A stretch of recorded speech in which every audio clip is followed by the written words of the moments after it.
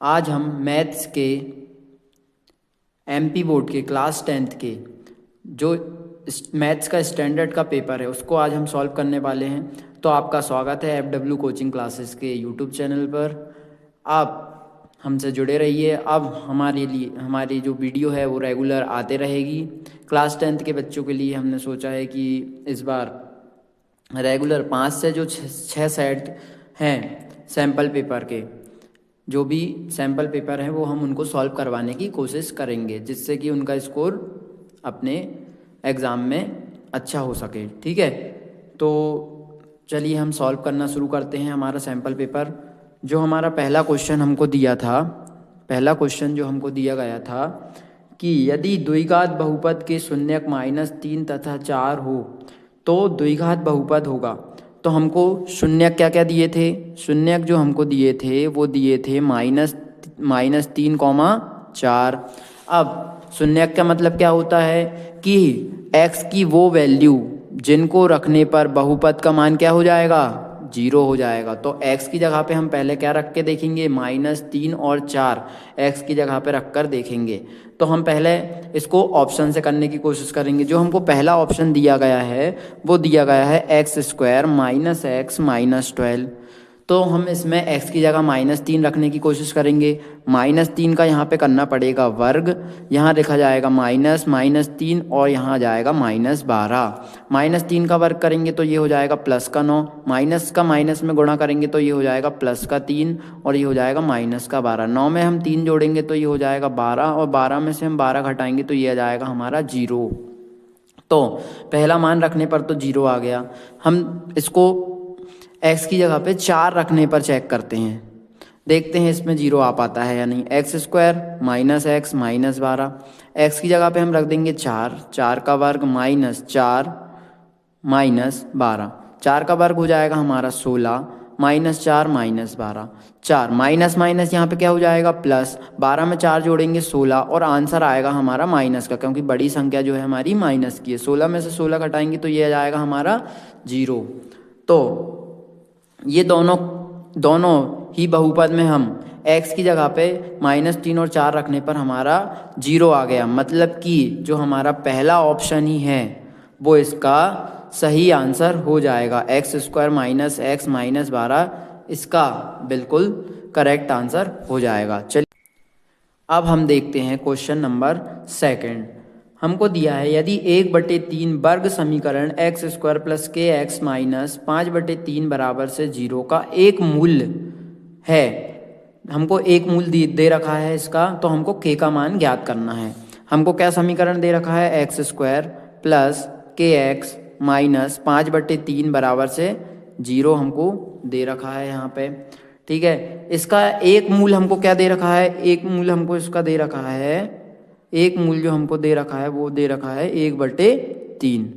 तो मूल वह मान होता है जिसको हम x की जगह पर रख सकते हैं। ठीक है, तो इसको हम क्या मान लेंगे? x बराबर से 1/3। इस समीकरण में हम x की जगह 1/3 रख कर देखेंगे और यहाँ से हमको k का मान निकल जाएगा। तो देखो 1/3 का वर्ग करना पड़ेगा यहाँ पे, प्लस k का तो k ही रहेगा, x की जगह 1/3 रख देंगे, माइनस 5/3 बराबर से 0।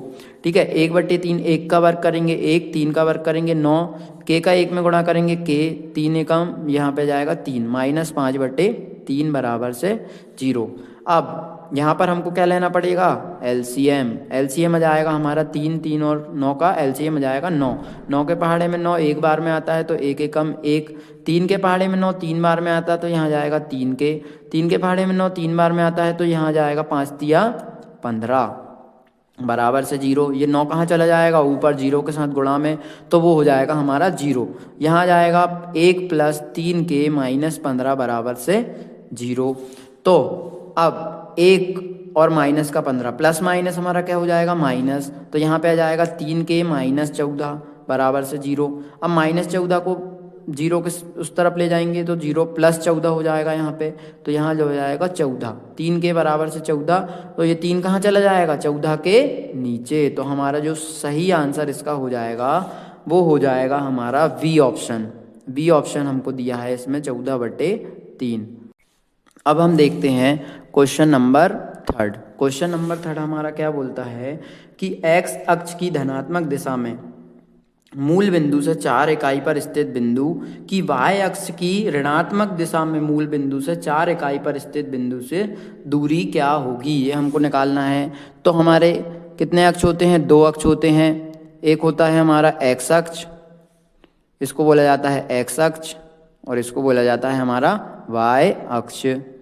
अब एक्स अक्ष में धनात्मक मान इस तरफ होता है, एक्स अक्ष का ऋणात्मक मान इस तरफ होता है, वाई अक्ष का धनात्मक मान हमारा ऊपर होता है और वाई अक्ष का ऋणात्मक मान हमारा नीचे होता है। ठीक है, अब उनने बोला है एक्स अक्ष की धनात्मक दिशा में मूल बिंदु, ये हमारा मूल बिंदु होता है जिसको हम बोलते हैं 0,0, मूल बिंदु से 4 इकाई पर स्थित बिंदु। तो 4 इकाई, यहाँ पे 1 होगा, यहाँ 2 होगा, यहाँ 3 होगा, यहाँ 4 होगा, तो इस बिंदु पर स्थित। तो ये बिंदु क्या हो जाएगा हमारा 4,0। एक्स वाला तो 4 रहेगा, वाई वाला 0 रहेगा इस बिंदु पर। और वाई अक्ष की ऋणात्मक दिशा में, वाई अक्ष की ऋणात्मक दिशा ये है, मैं मूल बिंदु से 4 इकाई पर स्थित बिंदु, ठीक है, मूल बिंदु से 4 इकाई पर, यहाँ हो जाएगा -1, यहाँ हो जाएगा -2, यहाँ हो जाएगा -3, यहाँ हो जाएगा -4। तो ये जो हमारा बिंदु है इसको बोला जाएगा 4 इकाई पर। तो ये इसके लिए x क्या हो जाएगा 0, y क्या हो जाएगा -4। तो इन दोनों बिंदु के बीच में हमको दूरी ज्ञात करना है। ठीक है, तो जो हमारे अक्ष ये आए हैं बिंदु, इसको हमने बोल दिया x1, इसको बोल दिया y1, इसको हमने बोल दिया x2, इसको बोल दिया y2। हमारा दूरी का सूत्र क्या होता है? दूरी का हमारा जो सूत्र होता है वो होता है √x2 - x1 का स्क्वायर प्लस y2 - y1 का स्क्वायर। x2 कितना दिया हमको? x2 दिया है 0, माइनस x1 कितना दिया 4 का वर्ग, प्लस y2 हमको कितना दिया -4, y1 हमको कितना दिया 0, ये दिया है। ठीक है, अब 0 में से -4 घटाएंगे, यहाँ बचेगा -4 का वर्ग, प्लस -4 में से -0 घटाएंगे, -4 का वर्ग बचेगा। -4 का हम वर्ग करेंगे, ये हो जाएगा 16, ये भी हो जाएगा 16, 16 में हम 16 जोड़ेंगे, ये हो जाएगा हमारा 32। अब 32 को कैसे करनी से बाहर निकालेंगे? इसका लेना पड़ेगा हमको एलसीएम। इसका आसान तरीका होता है एलसीएम ले लीजिए और जोड़े बनाकर संख्याओं को बाहर निकाल लीजिए करनी से। 2 एकम 2, 2 इंचिंग 12, 2 अट्ठे 16, यहाँ हो जाएगा 2 चुके 8, ये हो जाएगा हमारा 2 एकम 2। तो हमारा 2 कितनी बार आया? 5 बार। ठीक है, तो हम इसको करनी के अंदर 2 को 5 बार लिख देंगे। अब इसमें से जो संख्या के हमारे जोड़े बन रहे हैं, 1 2 का ये जोड़ा बन गया, 1 2 का ये जोड़ा बन गया, इनको हम बाहर लिख लेंगे करनी से, ये करनी से बाहर निकल जाएंगी। और करनी के अंदर क्या बचेगा? 1 2, 2 दूनी क्या हो जाएगा यहाँ पे 4, करनी 2 हमारा राइट आंसर हो जाएगा, जो कि हमको दिया है ए ऑप्शन में। ए ऑप्शन हमको दिया है 4 करनी 2 इकाई, वो हमारा राइट आंसर है। अब आ जाइए क्वेश्चन नंबर 4 पर। क्वेश्चन नंबर 4 बोलता है कि एक 30 मीटर ऊंचे प्रकाश स्तंभ के शीर्ष से एक नाव का अवनमन कोण 45 डिग्री है। नाव की दूरी प्रकाश स्तंभ के आधार पर कितनी होगी, ये हमसे पूछा है। ठीक है, तो एक प्रकाश स्तंभ है 30 मीटर ऊंचा, ये हमने बना लिया 30 मीटर ऊंचा एक प्रकाश स्तंभ। ठीक है, उसके शीर्ष से, ये उसका शीर्ष है। अब ये शीर्ष है तो यहाँ पे अपन क्या बना लेंगे? एक समांतर रेखा। इसके शीर्ष से नाव का अवनमन कोण, एक नाव है यहाँ पे हमने मान ली, उसका अवनमन कोण, तो नाव का अवनमन कोण ये हमको दिया है 45 डिग्री। कितना दिया है? 45 डिग्री। अब जब भी जेड बनता है तो ये वाला कोण और ये वाला कोण आपस में क्या होते हैं? बराबर। तो ये 45, तो ये वाला कोण भी क्या हो जाएगा? 45 डिग्री हो जाएगा। ठीक है, अब इसके बाद उनने हमसे क्या बोला है? नाव की दूरी प्रकाश स्तंभ के आधार से कितनी होगी। नाव की दूरी जो है प्रकाश स्तंभ से कितनी होगी, इसको हमने क्या मान लिया? x। ठीक है, तो हमने अब इसमें क्या कॉन्सेप्ट यूज़ होगा? इसमें जो कॉन्सेप्ट यूज़ होगा वो हमारा कॉन्सेप्ट यूज़ होगा ट्रिग्नोमेट्री का। हमने एक ट्रिक पढ़ी थी, पंडित बद्री प्रसाद हर हर भोले। ठीक है, तो जो भी कोण हमको दिया रहता है उसके सामने वाली भुजा को हम मानते हैं लंब, लंब को हम लिखते हैं पी से, और लंब के बाजू वाला कोण ही हमारा क्या कहलाता है? आधार। ठीक है, आधार को हम लिखते हैं बी से, लंब को बोला जाता है परपेंडिकुलर, आधार को बोला जाता है बेस। ठीक है, तो P/B कौन से फॉर्मूले में आ रहा है हमारा, ये वाला जो फॉर्मूला है वो होता है साइन का, ये होता है कॉस का, और ये होता है हमारा टेन का। तो टेन वाला फॉर्मूला हमारा लगेगा, टेन 45 डिग्री बराबर से P/B लग जाएगा। यहाँ पे टेन 45 का मान होता है 1, P हमारे लिए कितना दिया है 30, और आधार हमको क्या दिया है 1 x। ठीक है, x का हम 1 में गुणा करेंगे तो ये हो जाएगा x, और x बराबर से हमारा आ जाएगा 30 मीटर। तो इसका जो करेक्ट आंसर हो जाएगा वो हमारा आंसर हो जाएगा बी ऑप्शन। कौन सा, बी ऑप्शन इसका करेक्ट आंसर हो जाएगा। अब आ जाइए क्वेश्चन नंबर 5 पर। क्वेश्चन नंबर 5 हमसे क्या बोलता है, देखिए, यदि किसी त्रिभुज ABC में, एक त्रिभुज है ABC, क्वेश्चन को साथ साथ बनाते चलिए। त्रिभुज ABC है जिसमें DE, जो DE है वो समांतर है काय के, BC के। ठीक है, हमको AD हमको दिया है x, DB हमको दिया है x-2। ठीक है, AE जो हमको दिया है वो दिया है x+2, और EC जो हमको दिया है वो दिया है x-1। ठीक है, अब इसको हम कैसे सॉल्व करेंगे, हमने इसमें एक कॉन्सेप्ट पढ़ा है।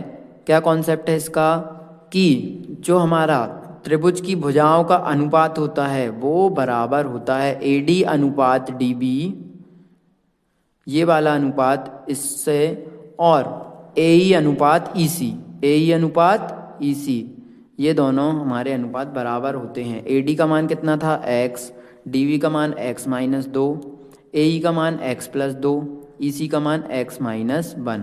ठीक है, अब इसमें हम क्या करेंगे, क्रॉस मल्टीप्लाई कर लेंगे, तो x के साथ क्या चला जाएगा x-1, और यहाँ x+2 लिखा था उसके साथ काय का गुणा हो जाएगा x-2।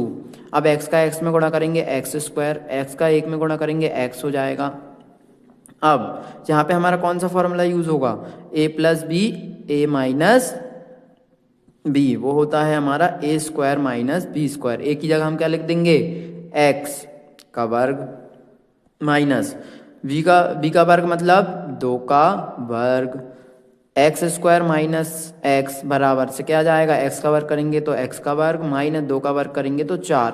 ये x का वर्ग इस तरफ लाएंगे तो काय का हो जाएगा, ये x का वर्ग माइनस का x का वर्ग हो जाएगा, बराबर से क्या आ गया -4। x के वर्ग से x का वर्ग कैंसिल, तो -x बराबर से -4। हमारा माइनस से माइनस भी क्या हो जाएगा, कैंसिल, तो x बराबर से हमारा क्या आ गया 4। ये हमारा कौन सा ऑप्शन दिया है, V ऑप्शन इसका करेक्ट आंसर हो जाएगा। ठीक है, क्वेश्चन नंबर 5 भी हो गया। अब आ जाइए क्वेश्चन नंबर 6 पर। यदि रेखिक समीकरण युग्म a1x + b1y + c1 बराबर से 0 तथा a2x + b2y + c2 बराबर से 0 द्वारा निरुक्त दोनों रेखाओं पर बिंदु 0,0 और 2,3 स्थित हों तो रेखिक समीकरण युग्म के कितने हल होंगे, बताइए। के पहला ऑप्शन है हमको दिया है कि 2 हल होंगे, दूसरा ऑप्शन दिया है का कोई हल नहीं होगा, तीसरा ऑप्शन दिया है कि अनंत अनेक हल होंगे, और चौथा ऑप्शन दिया है का अद्वितीय हल होगा।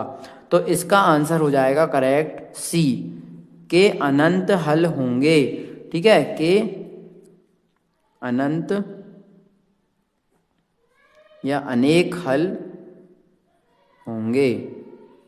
ठीक है, तो ये इसका आंसर हो जाएगा करेक्ट। तो क्वेश्चन नंबर 6 का हमारा करेक्ट आंसर हो जाएगा।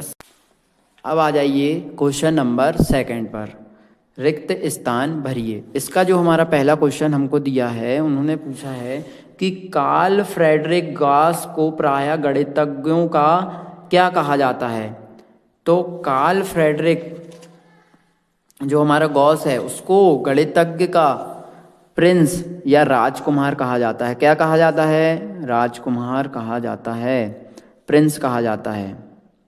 ठीक है, तो अब इस पे आ जाइए सेकंड क्वेश्चन पे। इसके जो सेकंड क्वेश्चन दिया है, किसी बिंदु की बाएं अक्ष से दूरी उस बिंदु का डैश कहलाती है।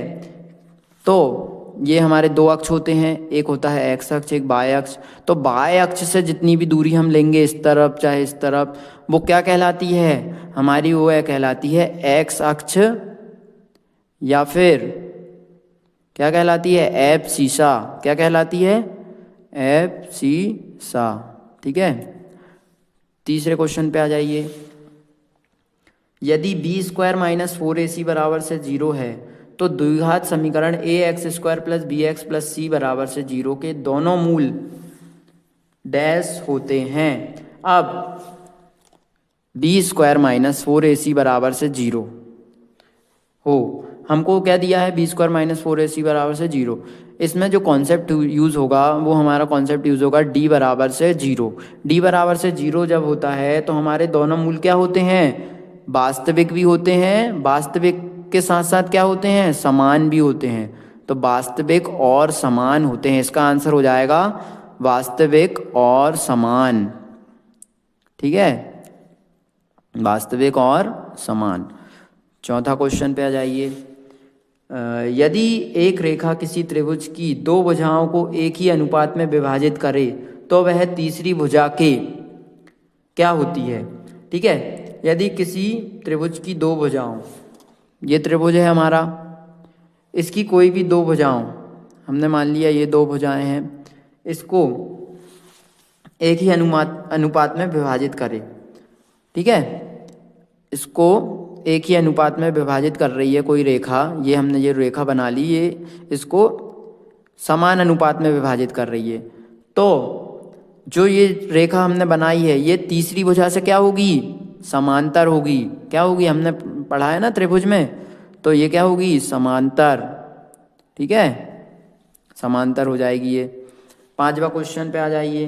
वृत्त के केंद्र से, कोई वृत्त है, उसके केंद्र से जीवा पर डाला गया लंब, ये हमारी जीवा होती है।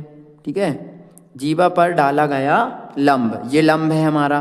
वृत्त से जीवा पर डाला गया लंब जीवा को क्या करता है, ये जीवा को समद्विभाजित करता है, दो बराबर भागों में बांट देता है। ठीक है, तो ये समद्विभाजित करता है, जीवा को समद्विभाजित करता है, इसका आंसर हो जाएगा समद्विभाजित। ठीक है, छठवां क्वेश्चन हमको क्या दिया है, त्रिज्या r वाले वृत्त के क्षेत्रफल। अब एक हमको त्रिज्या, वृत्त के त्रिज्या क्या दी है हमको, r। अब हमने वृत्त का क्षेत्रफल क्या पढ़ा है, वृत्त के क्षेत्रफल का सूत्र, वृत्त के क्षेत्रफल का सूत्र होता है, वृत्त के क्षेत्रफल का सूत्र जो हमने पढ़ा है वो होता है πr²। तो ये हमारे रिक्त स्थान के 6 क्वेश्चन पूरे होते हैं।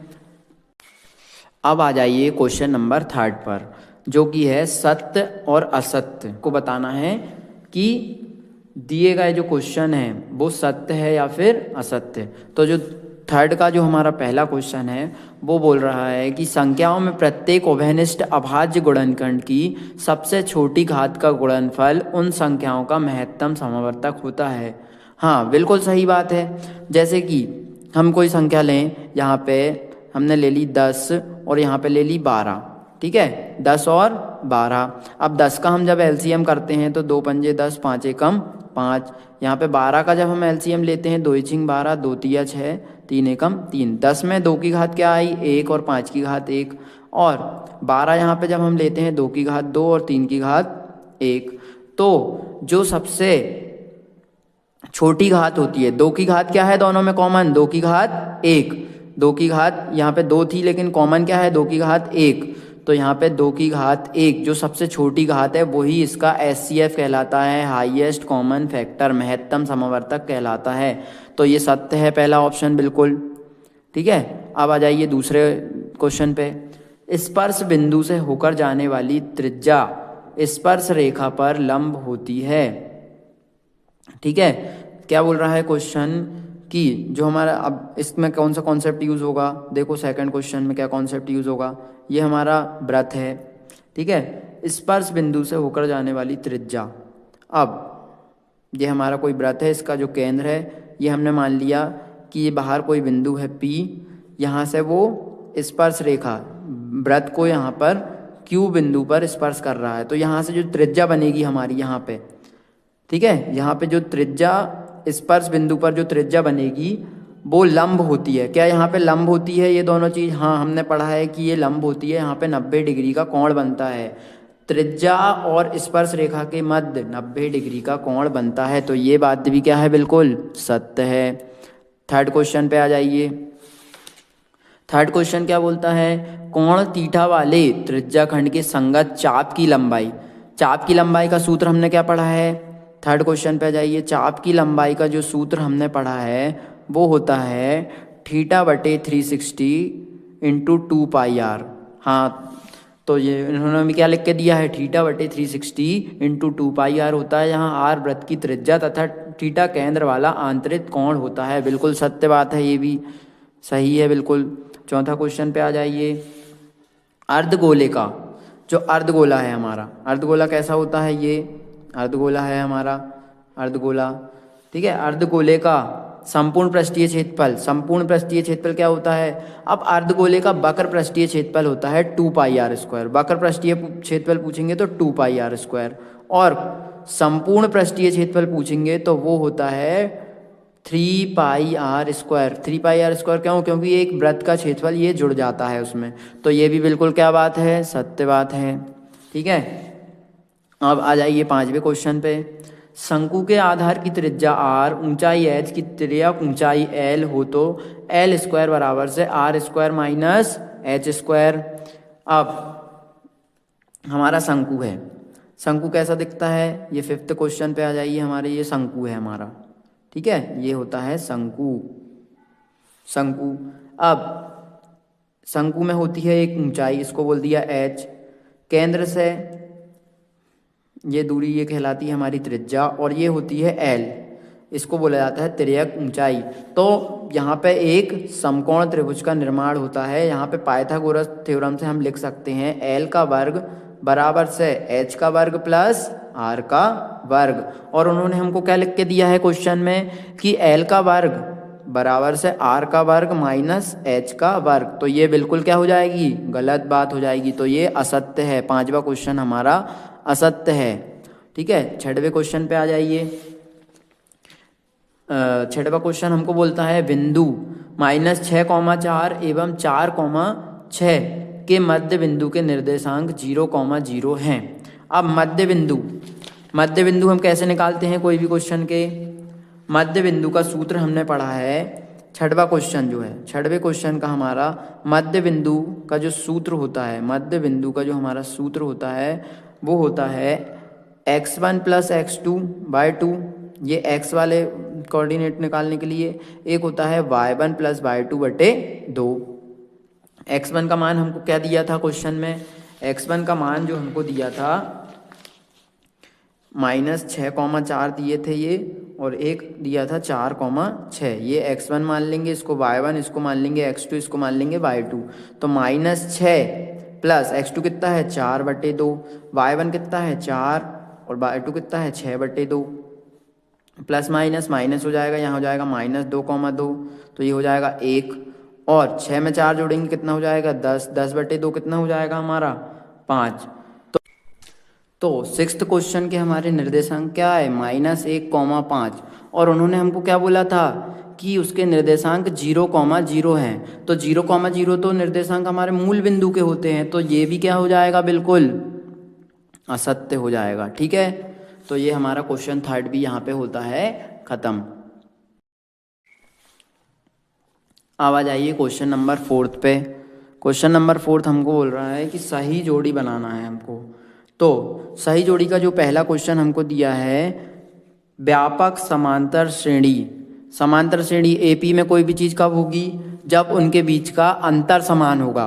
तो इसका जो हमारा सही आंसर हो जाएगा वो हो जाएगा बी ऑप्शन, ए प्लस डी, ए प्लस 2d, ए प्लस 3d, ऐसे समांतर श्रेणी हमारी चलती रहेगी। तो देखो इसमें अंतर क्या है, पहले डी जोड़ा, फिर से डी जोड़ दिया, तो हर बार डी जुड़ते जा रहा है, तो इसमें अंतर समान है, ये हमारी समांतर श्रेणी हो जाएगी। सेकंड क्वेश्चन हमको क्या दिया है, सेक थीटा गुणा कॉस थीटा। अब सेक थीटा को हम क्या लिख सकते हैं, 1/cos theta into cos theta. तो कॉस थीटा से कॉस थीटा कैंसल, इसका आंसर क्या हो जाएगा 1, जो कि हमको दिया है एफ वाले ऑप्शन में। तो सेकंड का आंसर हो जाएगा एफ, ठीक है। थर्ड वाला क्वेश्चन देखिए, कॉट थीटा, कॉट थीटा का फॉर्मूला क्या हो जाएगा, हमने पढ़ा है कॉट थीटा का, इसका जो सही आंसर हो जाएगा वो हो जाएगा option number A, cosec square theta -1, हमने पढ़ा है ना 1 प्लस कॉट स्क्वायर थीटा बराबर से क्या होता है कॉसेक स्क्वायर थीटा। अब हमको यहाँ पे कॉट स्क्वायर थीटा की वैल्यू निकालना था, तो 1 इस तरफ आएगा तो काय का हो जाएगा माइनस का हो जाएगा 1। अब यहाँ पे कॉट स्क्वायर हटाएंगे यहाँ से, तो यहाँ पे क्या लग जाएगा करनी लग जाएगी, तो इसका आंसर हो जाएगा option number A. Fourth question पे आ जाइए। समांतर श्रेणी की n वा पद। अब किसी भी समांतर श्रेणी का n वा पद ज्ञात करने के लिए हमने क्या सूत्र पढ़ा है, इसका आंसर हो जाएगा option number E, a n बराबर से a plus n minus 1 into d. समांतर श्रेणी का n वा पद हम इस फॉर्मूले से आराम निकाल सकते हैं, ठीक है। क्वेश्चन नंबर 5 पे आ जाइए। क्वेश्चन नंबर 5 हमको क्या बोलता है, समांतर श्रेणी के n पदों का योग, n पदों का योग वाला फॉर्मूला, इसका आंसर हो जाएगा D, option number D. S n बराबर से हमने क्या पढ़ा है n/2 2a plus n minus 1 into d, ठीक है। 6th क्वेश्चन पे आ जाइए। 6th क्वेश्चन हमको क्या बोल रहा है, 1/sin थीटा, 1/sin थीटा हमारा क्या हो जाएगा कॉसेक थीटा, जो कि हमको दिया है सी ऑप्शन में, 1/sin थीटा कॉसेक थीटा। तो यहाँ पे हमारा क्वेश्चन नंबर 4 भी होता है खत्म। अब आ जाइए क्वेश्चन नंबर 5 पे। क्वेश्चन नंबर 5, इसका जो पहला हमको बताना है, इसमें एक शब्द या वाक्य में उत्तर दीजिए, एक शब्द में आपको उत्तर देना है। पहला जो हमारा क्वेश्चन है, उन्होंने बोला है वर्गीकृत आंकड़ों में बहुलक ज्ञात करने का सूत्र लिखिए। बहुलक, तो बहुलक का सूत्र हमने क्या पढ़ा था, बहुलक का जो सूत्र होता है, बहुलक निकालने का जो हमारा सूत्र होता है वो होता है L plus F1 minus F0 upon 2F1 minus F0 minus F2 into H। ये हमारा बहुलक निकालने का सूत्र होता है। तो ये हो गया हमारा पहला क्वेश्चन। अब आ जाइए दूसरे क्वेश्चन पे। सेकंड क्वेश्चन क्या बोल रहा है हमारा, कि यदि PE मतलब किसी भी घटना की प्रायिकता हमको कितनी दी है, PE बराबर से हमको दिया है 0.05। तो E नहीं की प्रायिकता क्या है, किसी भी घटना की ना होने की संभावना। अब हमने इसमें एक सूत्र पढ़ा है कि किसी भी घटना के होने की संभावना और किसी भी घटना के ना होने की संभावना दोनों को जोड़ने पे कितना आता है 1।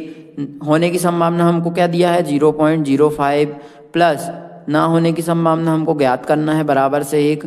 तो किसी भी चीज़ की घटना ना होने की संभावना 1, 0.05 इस तरफ आएगा तो माइनस का हो जाएगा।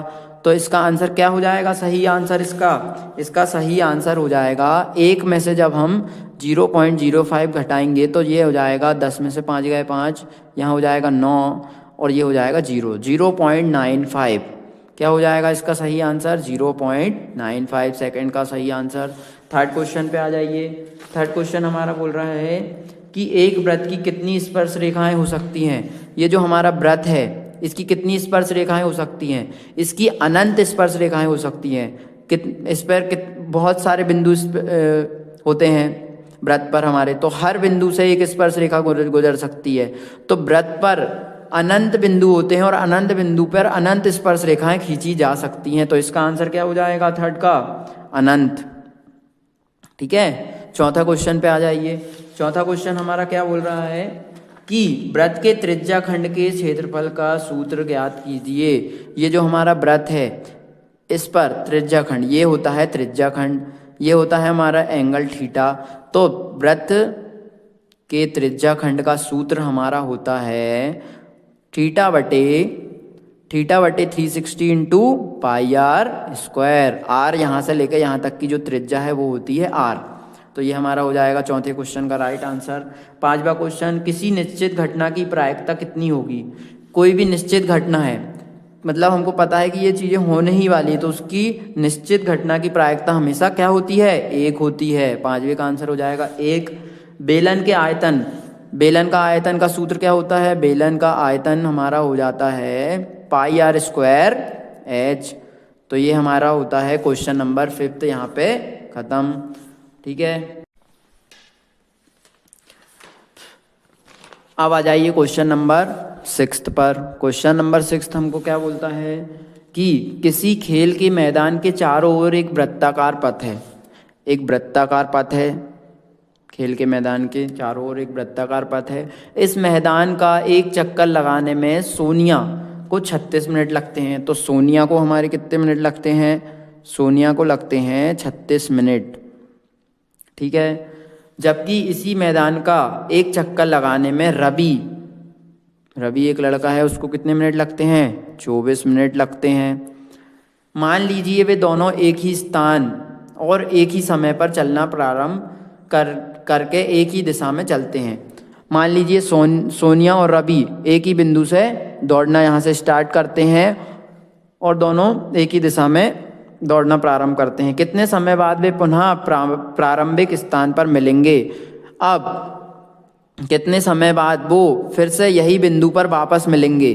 तो जब भी इस टाइप के क्वेश्चन आते हैं हमको दोनों का क्या लेना पड़ता है? एलसीएम। 36 और 24 का हमारा एलसीएम क्या हो जाएगा? देखो, 2 एकम 2, 2 अट्ठे 16, यह जाएगा हमारा 3 तिरका 9, 3 एकम 3, 3 एकम 3। तो 2 दूनी 4, 4 दूनी 8, 8 तिरी 24, 24 तिया हमारा क्या हो जाएगा? ये हो जाएगा हमारा 72। तो इनका एलसीएम हो जाएगा 72। तो जो एलसीएम हमारा होगा इन दोनों का, वही इसका क्या आंसर होगा? सही आंसर होगा। वो दोनों एक दूसरे से 72 मिनट बाद फिर से मिल जाएंगे, वही बिंदु पे फिर से, ठीक है। प्रारंभिक स्थान पर 72 मिनट बाद वे एक दूसरे से मिल जाएंगे। तो इसका आंसर हो जाएगा 72। यहाँ पे इसको लिखना कैसे है? 36 और 24 का जो हमारा एलसीएम आएगा वो आएगा हमारा 72 मिनट। तो 72 मिनट बाद वह हमारे प्रारंभिक बिंदु पर फिर से प्रारंभिक बिंदु पर मिल जाएंगे, ठीक है। ये हो गया हमारा क्वेश्चन नंबर 6। अब आ जाइए क्वेश्चन नंबर 7 पर। क्वेश्चन नंबर 7 हमको दिया है SCF 306,657 बराबर से 9। इनका SCF महत्तम समावर्तक हमको दिया है 9। LCM 306,657 हमको ज्ञात करना है। लघुत्तम समावर्तक हमको ज्ञात करना है। तो हमने क्या पढ़ा है इसका सूत्र? जो LCM गुणित SCF होता है वो हमारा क्या होता है? पहली संख्या गुणा दूसरी संख्या, दोनों संख्याओं का गुणनफल ही हमारा LCM गुणित SCF होता है। LCM कितना दिया है? LCM हमको ज्ञात करना है तो LCM का LCM ही रहने देंगे। SCF हमको दिया है 9। पहली संख्या हमको क्या दी है? 306। दूसरी संख्या हमको क्या दी है? 657। ये 9 कहाँ चला जाएगा? नीचे। 306 गुणा 657 में काय का भाग करेंगे? 9 का। 9 3 27, कितना बचेगा? 3 और 6 36 हो जाएगा। 9 चौके 36। 34 का जब हम 657 में यहाँ पर गुणा करेंगे तो 34 का जब हम 657 में गुणा करेंगे, 657 गुणा 34, तो वो हमारा आ जाएगा 5 15 और 2 17, 3 18 और 1 19। यह आ जाएगा हमारा 12 और ये जाएगा 22338। इसका हो जाएगा करेक्ट आंसर। तो ये हमारा क्वेश्चन नंबर 7 हो गया ख़त्म। अब आ जाइए क्वेश्चन नंबर 7।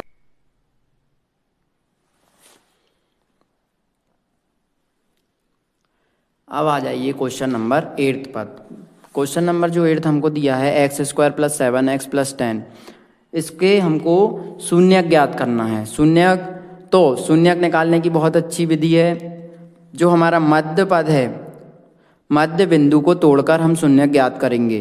तो इस विधि को कैसे हल करते हैं? देखिए, जो पहला पद है और अंतिम पद है उन दोनों को हम क्या करते हैं? 1 का 10 में गुणा करेंगे।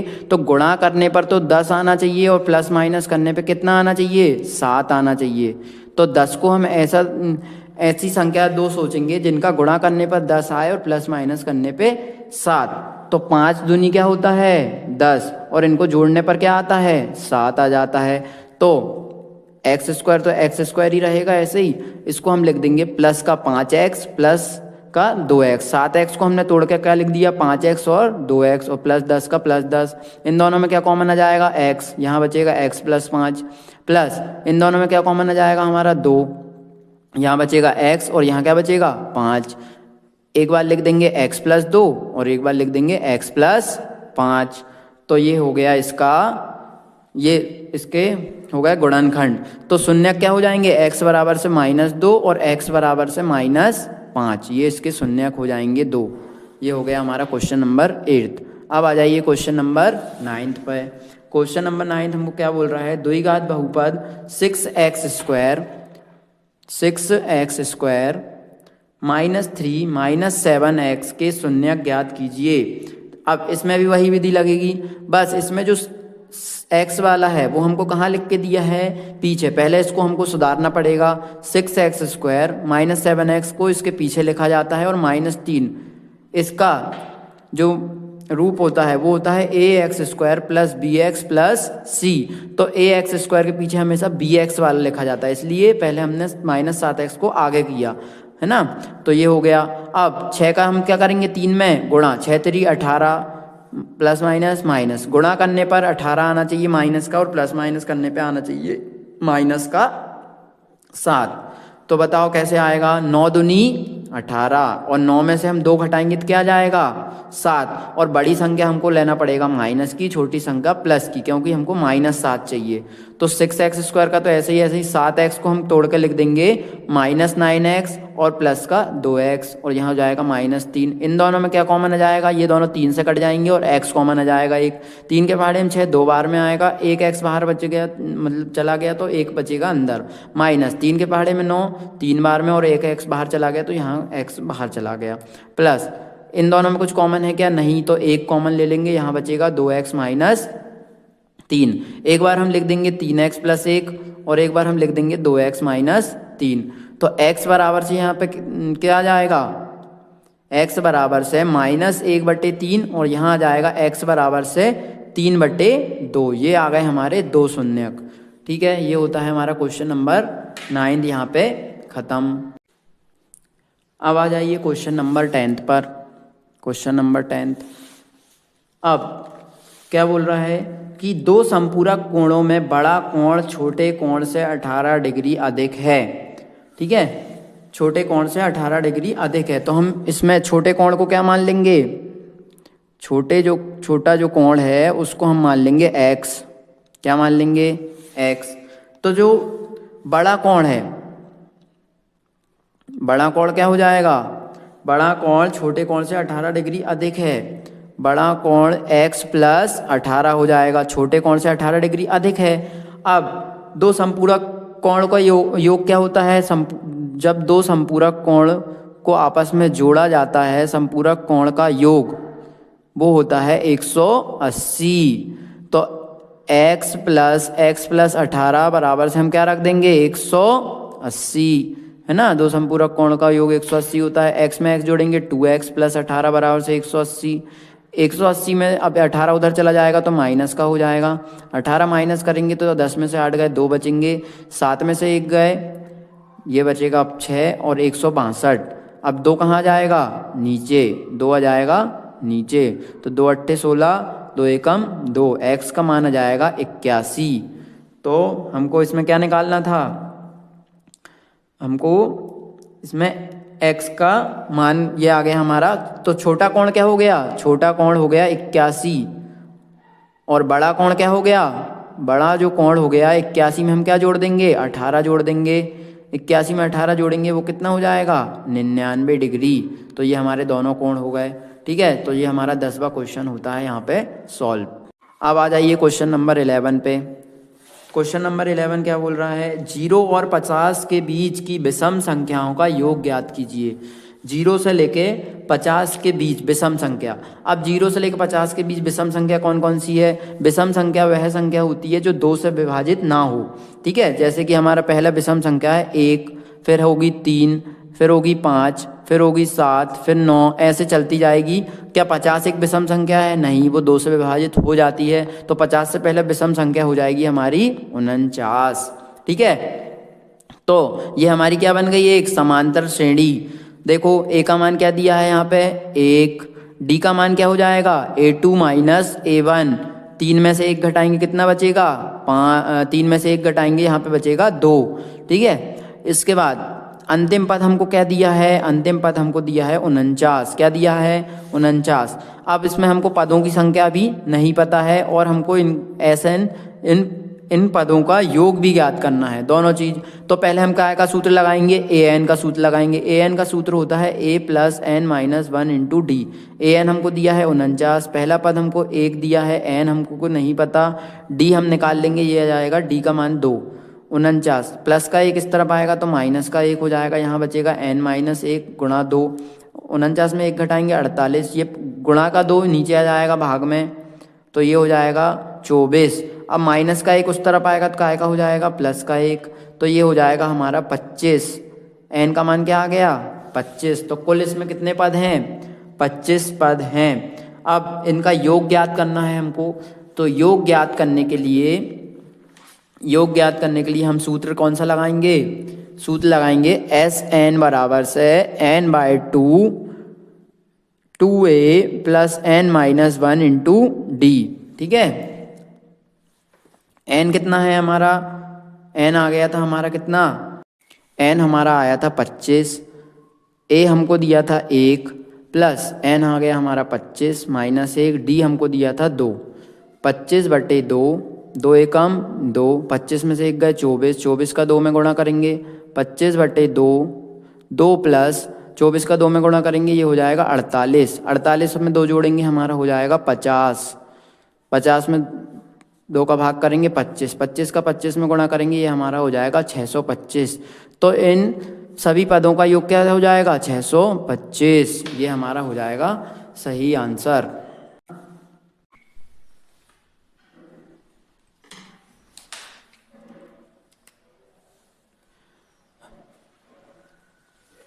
अब हम देखते हैं क्वेश्चन नंबर 12। क्वेश्चन नंबर 12 हम देखते हैं क्या बोलता है। क्वेश्चन नंबर 12, एक्स और वाई में एक संबंध ज्ञात कीजिए ताकि बिंदु x, y बिंदुओं 7,1 और 3,5 से समदूरस्थ हो। ठीक है, तो ये कौन सा कॉन्सेप्ट यूज होगा, इसमें जो हमारा कॉन्सेप्ट यूज होगा, इसमें कॉन्सेप्ट यूज होगा वो होगा समदूरस्थ वाला। समदूरस्थ वाला कैसे, कोई भी एक बिंदु है, अपने मान लिया ये बिंदु और 2 बिंदु और हैं, ये दोनों बिंदु इस बिंदु से समान दूरी पर स्थित हैं। कैसे स्थित हैं, समान दूरी मतलब ये वाली दूरी और ये वाली दूरी क्या है आपस में बराबर। इसको हमने मान लिया पॉइंट P, इसको मान लिया A और इसको पॉइंट मान लिया V। इसके हमको क्या दिए थे बिंदु x, y। पॉइंट A के हमको क्या दिए थे, पॉइंट A के हमको दिए थे 7,1 और पॉइंट B के हमको क्या दिए थे 3,5। अब ये दोनों बिंदु आपस में क्या है समदूरस्थ हैं, तो इसमें दूरी का फार्मूला यूज होगा। कौन सा, दूरी का फार्मूला होता है हमारा √x2 माइनस x1 का square plus y2 minus y1 का स्क्वायर। अब हम क्या कर देंगे, यहाँ पे हमको दिया गया है, क्या दिया गया है, दिया है कि PA बराबर से PB, PA की जो लंबाई है और जो PB की लंबाई है वो दोनों आपस में बराबर है। तो यहाँ पे हम फॉर्मूला लगाएंगे √x2 माइनस x1 का square plus y2 minus y1 का स्क्वायर। इस तरफ हम फॉर्मूला लगाएंगे √x2 माइनस x1 का square plus y2 minus y1 का स्क्वायर। x2 कितना है, अब इसको मान लीजिए पहले x1, इसको मान लीजिए y1, इसको मान लीजिए x2, इसको मान लीजिए y2। x2 क्या है यहाँ पे 7, x1 क्या है x का वर्ग प्लस y2 क्या है यहाँ पे 1 और y1 क्या है y, ये हमको दिया है। ठीक है, बराबर से x2 क्या है यहाँ पे, x2 यहाँ पे इसको मान लीजिए x2 और इसको मान लीजिए y2। x2 क्या है यहाँ पे 3, x1 क्या है x का वर्ग प्लस y2 क्या है 5 माइनस y का वर्ग। अब दोनों तरफ हम क्या कर देंगे, दोनों तरफ वर्ग करने पर, दोनों तरफ वर्ग करने पर, वर्ग क्यों किया हमने, ताकि ये करनी से करनी कैंसिल हो जाए। ठीक है, दोनों तरफ वर्ग कर देंगे हम, इस तरफ भी वर्ग कर देंगे, इस तरफ भी वर्ग से हमारी करनी कैंसिल हो जाएगी, इधर भी वर्ग से कैंसिल। अब इसमें फॉर्मूला लगेगा a माइनस बी का होल स्क्वायर, क्या होता है हमारा a square plus b square minus 2ab। तो फॉर्मूला ओपन करेंगे, a का वर्ग हो जाएगा 7 का वर्ग 7 का वर्ग लिखेंगे पहले, प्लस x का वर्ग माइनस 2, a की जगह 7 b की जगह x बराबर से प्लस, अब इसमें भी a माइनस बी का स्क्वायर लगेगा, a माइनस बी का स्क्वायर क्या हो जाएगा, a का स्क्वायर प्लस b का स्क्वायर माइनस 2, a की जगह 1 b की जगह बाय। इस तरफ भी ऐसी फॉर्मूला लगेगा, a माइनस बी का होल स्क्वायर 3 का वर्ग प्लस x का वर्ग माइनस 2 गुणित 3 गुणित x प्लस 5 का वर्ग प्लस y का वर्ग माइनस 2 गुणा 5 गुणा y, ये हमारा आ गया। 7 का वर्ग करेंगे 49, x का वर्ग करेंगे x का वर्ग माइनस 2 सत्ते 14x प्लस 1 का वर्ग 1, y का वर्ग y, 2 एकम 2y हो जाएगा यहाँ पे, ठीक है। इसके बाद ये हो जाएगा 3 का वर्ग 9 प्लस x का वर्ग माइनस 2 तिया 6x हो जाएगा, ये 5 का वर्ग हो जाएगा 25 प्लस y का वर्ग माइनस 2 पंजे 10y। अब हम संख्या को एक मतलब ये सारी चीज़ों को इस तरफ ले आएंगे और इस तरफ क्या बचेगा 0, 49 प्लस x का वर्ग minus 14x plus 1 plus y का वर्ग माइनस 2y। अब प्लस 9 इस तरफ आएगा तो माइनस का 9, प्लस का x का वर्ग इस तरफ आएगा तो माइनस का x का वर्ग, माइनस 6x इस तरफ आएगा तो प्लस का 6x, प्लस का 25 इस तरफ आएगा तो माइनस का 25, प्लस y का वर्ग इस तरफ आएगा तो माइनस y का वर्ग, माइनस 10y इस तरफ आएगा तो प्लस का 10y बराबर से क्या हो जाएगा 0। x के वर्ग से x का वर्ग कैंसिल, प्लस माइनस माइनस हो जाएंगे। उसके बाद y के वर्ग से y का वर्ग कैंसिल। अब यहाँ पे हमको क्या बचा 49 बचा, 49 में से 1 जोड़ेंगे कितना हो जाएगा 49 और 1 50 हो जाएगा ये 50, और यहाँ क्या बचा माइनस 9, यहाँ बचा माइनस 14x और माइनस 14x प्लस 6x, यहाँ क्या बचा 25 माइनस का और प्लस का 10y, ठीक है। ये हो गया, सारी चीज़ें सॉल्व हो गई। अब माइनस माइनस क्या होगा पहले प्लस, तो माइनस माइनस प्लस हो जाएगा, 25 में 9 जोड़ेंगे कितना हो जाएगा 25 में 9 जोड़ेंगे वो हो जाएगा हमारा 34, कितना हो जाएगा 34, ठीक है। अब माइनस का 14 प्लस माइनस माइनस हो जाएगा, यहाँ बचेगा हमारा 8x, कितना बचेगा 8x और यहाँ बचेगा प्लस का 10y बराबर से 0। अब 50 में से 34 घटाएंगे कितना बचेगा, 50 में से 34 घटाएंगे हमारा बचेगा 16, कितना बचेगा 16 माइनस 8x, ठीक है, प्लस का 10y और यहाँ पे 10y भी था और यहाँ पे माइनस का 2y भी बचा था, क्या बचा था माइनस का 2y, क्योंकि ये 2y भी था ना माइनस का, तो 10 में से 2y घटाएंगे यहाँ क्या बचेगा 8y बचेगा बराबर से 0। अब माइनस 8x प्लस का 8y बराबर प्लस का 16 इस तरफ आएगा तो काय का हो जाएगा माइनस का 16, इसमें से क्या कॉमन ले लेंगे 8, माइनस 8 कॉमन ले लेंगे तो ये x वाला काय का हो जाएगा प्लस का, और ये माइनस प्लस क्या हो जाएगा माइनस बराबर से माइनस 16, माइनस से माइनस कैंसिल और 8 नीचे आएगा तो 8 दूनी 16 हो जाएगा, तो x माइनस वाई बराबर से हमारा क्या आ गया 2। ये आ गया हमारा final answer, x minus y बराबर से 2, ठीक है। तो उनमें हमको संबंध बताना था, तो संबंध ये आ गया कि उनके बीच का अंतर कितना है हमारा 2, ठीक है। ये हो गया हमारा क्वेश्चन नंबर 12 खत्म। अब आ जाइए क्वेश्चन नंबर 13 पे। क्वेश्चन नंबर 13 क्या बोल रहा है देखिए, हमको दिया है यदि 15 cot a बराबर से 8 हो तो cos a का मान परिकलित कीजिए। हमको क्या दिया है यहाँ पे 15 cot a बराबर से हमको दिया है 8, 15 cot a बराबर से 8। अब हमको क्या ज्ञात करना है cos a का मान हमको ज्ञात करना है, तो 15 अब जो हमको दिया है उसी से सारी चीज़ें हल होंगी। 15 cot a बराबर से 8, तो 15 कहाँ चला जाएगा 8 के नीचे, 8/15 हमने पढ़ रखा है पंडित बद्री प्रसाद हर हर भूले। tan थीटा का क्या होता है p/b, तो cot थीटा का क्या हो जाएगा इसका उल्टा b/p हो जाएगा cot थीटा बराबर से 8/15। क्या नहीं दिया है हमको, अब क्या नहीं दिया है h नहीं दिया है, तो पहले h निकालेंगे, h हम निकालेंगे पाइथागोरस प्रमेय से। पाइथागोरस प्रमेय क्या बोलती है हाइपोटेनियस का स्क्वायर इक्वल टू परपेंडिकुलर का स्क्वायर प्लस बेस का स्क्वायर। कर्ण का वर्ग बराबर से लंब का वर्ग प्लस आधार का वर्ग। कर्ण का वर्ग हमको निकालना है, लंब हमको दिया है 15 का वर्ग प्लस आधार हमको दी है 8 का वर्ग। 15 का वर्ग हो जाएगा 225, 8 का वर्ग हो जाएगा 64। जब हम इसमें जोड़ेंगे 5 4 9, 6 और 2 8 और 289, तो h का वर्ग बराबर से 289। वर्ग हटाएंगे तो यहाँ क्या लग जाएगा, करनी। अब ये काय का वर्ग होता है, ये होता है 17 का वर्ग। तो ये आ गया h का मान हमारा 17। अब हमको क्या ज्ञात करना था, इसमें ज्ञात करना था cos a। cos a का फॉर्मूला होता है b/h। b कितना है 8 और h कितना आया 17। ये हो गया हमारा क्वेश्चन हल, क्वेश्चन नंबर 13।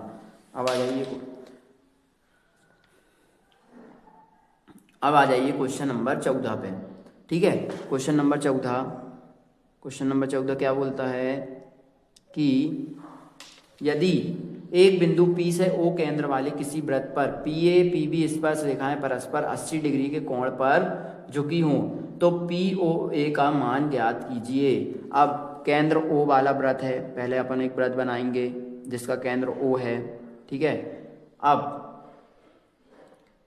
स्पर्श रेखा, एक बाहर कोई बिंदु P है, वो वृत्त को A बिंदु पर स्पर्श करता है और इस तरफ B बिंदु पर स्पर्श करता है। ठीक है, क्या कहाँ स्पर्श करता है, यहाँ PA पे, यहाँ B पे। अब स्पर्श करता है तो यहाँ से हम इनको त्रिज्या से मिला देंगे। त्रिज्या से हमारा 90 डिग्री का कोण बनता है, हमने देखा है कि 90 डिग्री का कोण बनाती हैं त्रिज्या और स्पर्श रेखाएं आपस में। अब उनने बोला है स्पर्श रेखाएं पर PA PB स्पर्श रेखाएं परस्पर 80 डिग्री के कोण पर झुकी हैं। तो ये 80 डिग्री पर झुकी हैं एक दूसरे से, कितने डिग्री पर 80 डिग्री पर। तो हमको दिया क्या है, इसमें दिया जो है हमको कोण BPA, कोण BPA बराबर से हमको क्या दे दिया है 80 डिग्री। ये BPA हमको 80 डिग्री दिया है।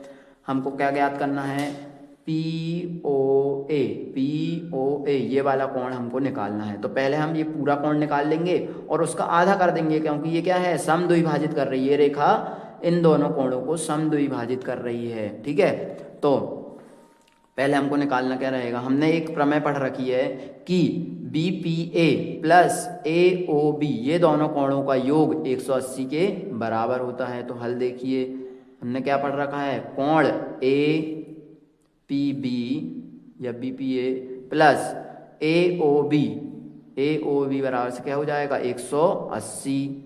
APB हमको कितना दिया था 80 डिग्री प्लस AOB बराबर से 180। अब AOB का मान कितना आ जाएगा, 180 में से हम क्या घटा देंगे 80 डिग्री घटा देंगे, तो ये कितना हो जाएगा 100 डिग्री। AOB बराबर से कितना आ गया 100 डिग्री। ठीक है, पूरा AOB। अब हमको क्या निकालना था, POA ये हमको ज्ञात करना था। ज्ञात क्या करना था, POA हमको ज्ञात करना था। तो POA क्या हो जाएगा AOB का आधा, तो 100 डिग्री का आधा क्या हो जाएगा 50 डिग्री। हमारा सही आंसर हो जाएगा। क्वेश्चन नंबर 14 का हमारा जो सही आंसर है वो 50 डिग्री है। ठीक है, अब आ जाइए क्वेश्चन नंबर 15 पे। क्वेश्चन नंबर 15 क्या बोल रहा है, देखिए एक घड़ी की मिनट की सुई जिसकी लंबाई 14 सेंटीमीटर है, इस सुई द्वारा 5 मिनट में रचित क्षेत्रफल ज्ञात कीजिए।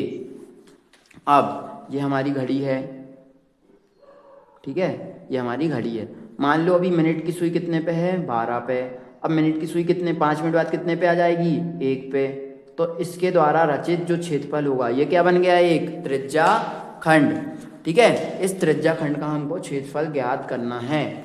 ठीक है, तो सबसे पहले त्रिज्या खंड से क्षेत्रफल ज्ञात करने के लिए हमको क्या पता होना चाहिए, इन दोनों के बीच का कोण थीटा हमको ज्ञात होना चाहिए। तो थीटा पहले हम क्या निकालेंगे, इसमें पहले हम लिखेंगे, इसमें हमको दिया क्या क्या गया है, पहले लिखेंगे दिया गया है कि हमको क्या दिया गया है कि इसमें जो हमारी मिनट की सुई की लंबाई, मिनट की सुई की लंबाई हमको दी है, की लंबाई हमको दी है, वो दी है हमको कितनी 14 सेंटीमीटर। ये हमको 14 सेंटीमीटर दी है। ठीक है, अब हमको क्या ज्ञात करना है, ज्ञात करना है 5 मिनट में 5 मिनट में उसके द्वारा रचित क्षेत्रफल ज्ञात करना है। क्षेत्रफल ये हमको ज्ञात करना है, ठीक है। अब देखिए हल क्या होगा इसमें। पहले हमको निकालना पड़ेगा थीटा। थीटा कैसे निकालेंगे, हमको पता है कि पूरा कोण कितना होता है, पूरा कोण होता है 360 डिग्री। पूरे घड़ी को हम गोल घूमेंगे तो पूरा कोण होता है 360 डिग्री। और पूरे कितने मिनट होते हैं घड़ी में, 60 मिनट। तो इससे हमको क्या पता चल जाएगा, 60 से जब हम विभाजित करेंगे तो हमको पता चल जाएगा कि 1 मिनट में घड़ी कितने डिग्री का कोण बनाती है। और हमको कितने कितने मिनट में चाहिए, 5 मिनट में हमको चाहिए। तो 5 का हम उसमें क्या कर देंगे, गुणा, जिससे हमको पता चल जाएगा कि 5 मिनट में घड़ी कितने डिग्री का कोण बनाती है। इसको काट लीजिए, 6, तो 6 पंजे 30 डिग्री का कोण 5 मिनट में घड़ी निर्मित करती है। अब क्या होता है हमारा त्रिज्या खंड का क्षेत्रफल। त्रिज्या खंड का क्षेत्रफल होता है थीटा बटे 360 into pi r square. Theta का मान 30 है बटे 360, पाई का मान 22 बटे 7, ठीक है। आर की जगह अब ये जो हमको सुई की लंबाई दी थी वो क्या थी, त्रिज्या ही थी एक तरीके से। त्रिज्या का मान हमको दिया है 14 का वर्ग। 14 का वर्ग करना पड़ेगा यहाँ पे। 14 का वर्ग करेंगे तो 1 0 से 1 0 कैंसिल, 3 एकम 3, ये हो जाएगा 12, 2 छिंग 12, 2 एकम 2, ये हो जाएगा 1/6 गुणित 11/7। 14 का 2 बार गुणा करेंगे, 7 दूनी 14, 2 तिया 6, ये हो जाएगा। 11 का जब हम 14 में गुणा करेंगे वो हो जाएगा 154/3। इसका सही आंसर हो जाएगा, ठीक है। ये हो गया हमारा क्वेश्चन नंबर 15 भी सॉल्व। अब आ जाइए क्वेश्चन नंबर 16 पे। क्वेश्चन नंबर 16 पढ़ते हैं हम। देखिए, एक बक्से में 3 नीले, 2 सफ़ेद और 4 लाल कंचे हैं। यदि इस बक्से में से एक कंचा यादृच्छिक निकाला जाता है तो इसकी क्या प्रायिकता है कि वह कंचा सफ़ेद, पहला क्वेश्चन है सफ़ेद है, दूसरा क्वेश्चन है नीला है। अब एक बक्सा है, हमको क्या दिया गया है, उसमें कितने कंचे हैं, 3 नीले कंचे हैं उसमें, 2 सफ़ेद कंचे हैं उसमें और 4 लाल कंचे हैं, ठीक है। ये हमको दिया गया है। तो हमको पहले निकालना है कि उसमें सफ़ेद कंचे की प्रायिकता क्या होगी। तो पहला जो हमको दिया गया है, पहले हम इसमें निकालेंगे कुल कंचों की संख्या। कुल कंचे की संख्या क्या हो जाएगी, कुल कंचे की संख्या बराबर से 3 नीले को हम लिख दे रहे हैं ब्लू से, 2 सफ़ेद मतलब वाइट और 4 लाल मतलब रेड। ये हो जाएंगे 3 और 2 5 और 5 और 4 9। 9 कंचे हैं, कुल कितने कंचे हैं, 9 कंचे हैं उनके पास। अब पहला जो क्वेश्चन है कि सफ़ेद कंचे के आने की क्या प्रायिकता है, सफ़ेद कंचे के आने की क्या प्रायिकता है। तो प्रायिकता का हमारा सूत्र होता है अनुकूल परिणाम बटे कुल परिणाम, ठीक है, बटे कुल परिणाम। अब कुल परिणाम हमने निकाल लिए, कितना आया कुल परिणाम, 9 कंचे। कुल हमारे पास 9 कंचे हैं, उसमें सफ़ेद कितने हैं, सफ़ेद हमारे पास हैं 2, तो 2/9 इसका सही आंसर हो जाएगा। सेकंड क्वेश्चन पे आ जाइए। इसकी क्या प्रायिकता है कि वह कंचा नीला है, क्या है, नीला, नीला है। प्रायिकता का यही सूत्र लग जाएगा, सेम सूत्र लगेगा। उसके बाद नीले कंचे कितने थे हमारे पास, 3 और कुल परिणाम कितने थे, 9, तो इसका आंसर हो जाएगा 1/3, इसका सही आंसर हो जाएगा। अब आ जाइए क्वेश्चन नंबर 17 पे। क्वेश्चन नंबर 17 क्या बोल रहा है कि 52 पत्तों की अच्छी प्रकार से फेंटी गई एक गड्डी में से एक पत्ता निकाला जाता है। एक 52 पत्तों की ताश की गड्डी है, उसमें से एक पत्ता निकाला जाता है। लाल रंग का बादशाह प्राप्त करने की प्रायिकता ज्ञात कीजिए। तो कुल पत्ते कितने होते हैं हमको पता है, कुल पत्ते होते हैं 52। अब उनने हमसे बोला है कि लाल रंग का बादशाह, तो लाल रंग का बादशाह कितने होते हैं, लाल रंग के बादशाह होते हैं 2। कितने होते हैं, 2। कैसे, एक होता है हमारा ईंट वाला और एक होता है लाल हार्ड वाला, लाल पान वाला, ठीक है। तो ये 2 होते हैं हमारे बादशाह होते हैं के, ठीक है। बादशाह को हम कैसे लिखते, के से। बादशाह हमारे 2 होते हैं लाल पान वाले। तो इसका जो फॉर्मूला होता है प्रायिकता का, क्या फॉर्मूला होता है हमारा? प्रायिकता बराबर से अनुकूल परिणाम बटे कुल परिणाम, ठीक है, बटे कुल परिणाम। अनुकूल परिणाम कितने हैं हमारे? अनुकूल परिणाम है 2 और कुल परिणाम कितने हैं? 52। तो 2 से जब हम इसको काटेंगे तो 1/26 इसका सही आंसर हो जाएगा, ठीक है। ये हो गया हमारा क्वेश्चन नंबर 17 खत्म। अब आ जाइए क्वेश्चन नंबर 18 पर। क्वेश्चन नंबर 18, द्विघात समीकरण के एक्स माइनस 2 प्लस 6 बराबर से 0 में के का ऐसा मान ज्ञात कीजिए जिससे समीकरण के 2 बराबर मूल हों। तो 2 बराबर मूल कब होते हैं? हमको क्वेश्चन नंबर 18 इसका जो सॉल्यूशन है वो देखिए क्या बोल रहा है कि के एक्स माइनस 2 प्लस 6 बराबर से 0, ये हमको दिया है द्विघात समीकरण। इसको हमको क्या ज्ञात करना है? के का मान ज्ञात करना है, ठीक है। और उन्होंने हमको बोला है कि इसके 2 बराबर मूल हैं। तो 2 बराबर मूल कब होते हैं? जब d बराबर से क्या होता है? 0। d बराबर से क्या होता है? 0। तो d बराबर से 0 मतलब कि बी स्क्वायर माइनस 4ac बराबर से क्या हो जाएगा? 0। d का सूत्र होता है बी स्क्वायर माइनस 4ac। अब पहले हम जो हमको द्विघात समीकरण दी है इसको हमको अच्छे से ओपन करके लिखना पड़ेगा। के एक्स का जब हम x में गुणा करेंगे तो ये हो जाएगा के एक्स का स्क्वायर। के एक्स का जब हम 2 में गुणा करेंगे तो माइनस का 2kx हो जाएगा और प्लस 6 का प्लस 6 हो जाएगा। तो ये हमारा द्विघात समीकरण का मूल रूप है ना, ठीक है। तो ये है हमारा द्विघात समीकरण। अब इसको हम सॉल्व करेंगे कैसे? b के स्क्वायर, इसमें b का मान क्या है? v का मान दिया है -2k और a का मान क्या है? k और c का मान क्या है इस समीकरण में? 6।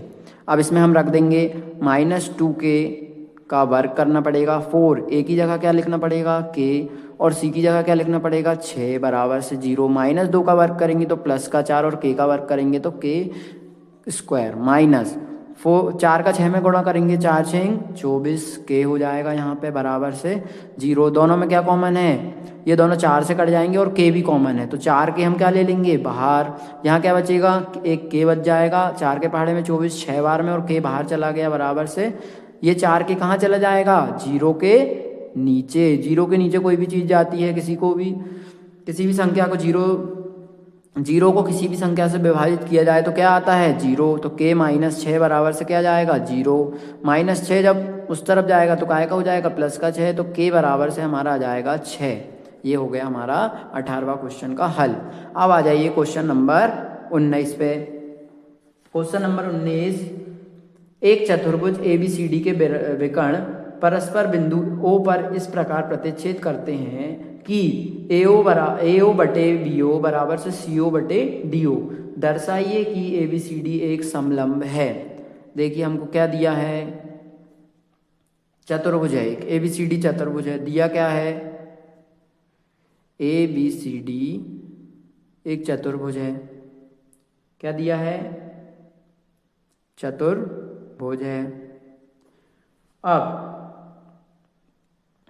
इसके विकर्ण एक दूसरे को प्रतिच्छेद करते हैं और हमको क्या दिया गया है कि जो AO बटे BO है वो CO बटे DO के बराबर है। तो हमको क्या सिद्ध करना है? सिद्ध हमको करना है इसमें कि जो ABCD है एक समलंब है। क्या है? ये एक समलंब है। ये हमको सिद्ध करना है।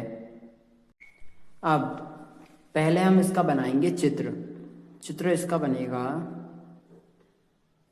ये बन जाएगा इसका चित्र।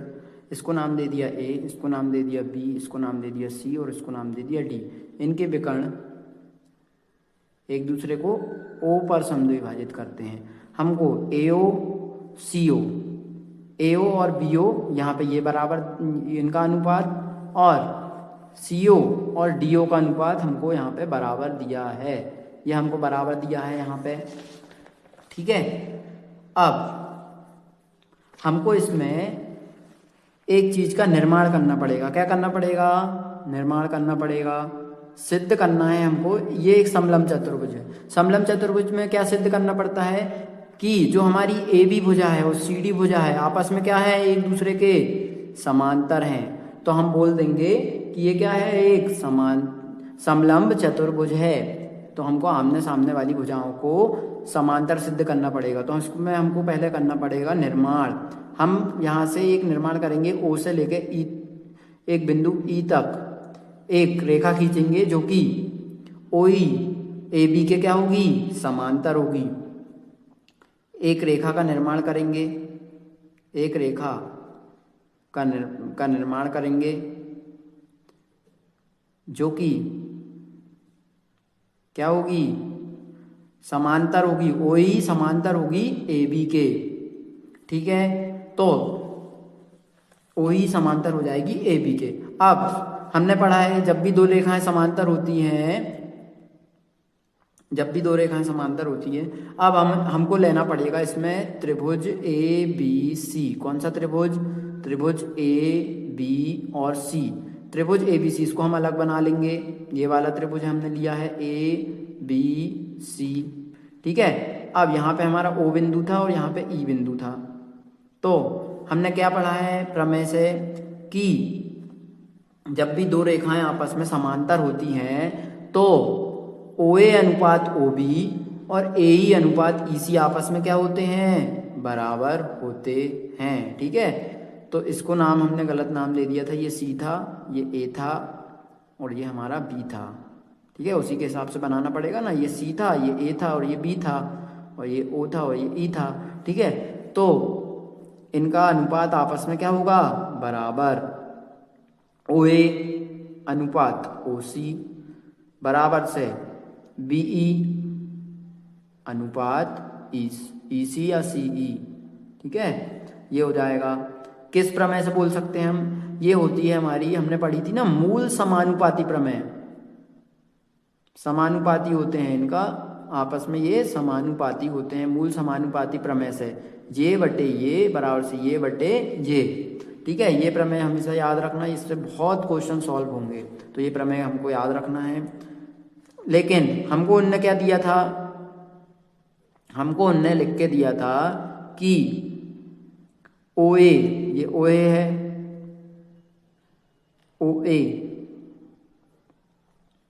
ओ ए।